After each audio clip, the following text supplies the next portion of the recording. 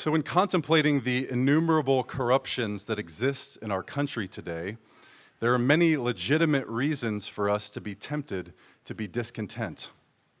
Our society largely hates God, murder of babies is applauded, sexual degeneracy is promoted, inflation, wars, the IRS, and of course that attempted presidential assassination yesterday. But despite all of these real evils in our land, we still enjoy great blessings that many others don't. We're here worshiping God openly every Lord's Day. We have the ability to work and provide for our families. We can give our children a Christian education. And we enjoy an abundance of comforts that we often take for granted. We have all been given much. And even with all that we have been given, we can so often grow discontent. Discontent with what we have or don't have. Discontent with our job, our house, our health, or our spouse. Many times, the better you have it, the more discontent you can become.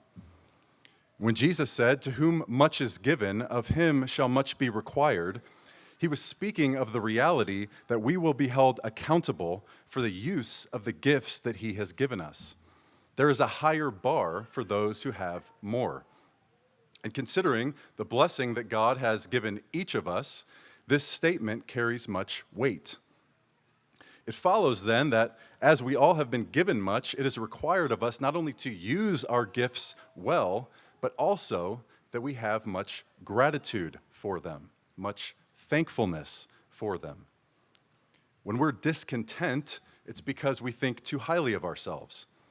We're quick to protest against government entitlements, yet at the same time feel entitled ourselves to bigger and better handouts from God. You look upon another's talents or position with envy, not because you don't have it, but because you don't realize what you do. The remedy for this discontentment is found in Psalm 144. Lord, what is man, that thou takest knowledge of him? Or the Son of Man, that thou makest account of him? Man is like to vanity. His days are as a shadow that passeth away. When you're discontent, ask yourself the question, who am I? Who am I? My life is a breath. I'm made out of dust. Who am I to receive such blessing from God?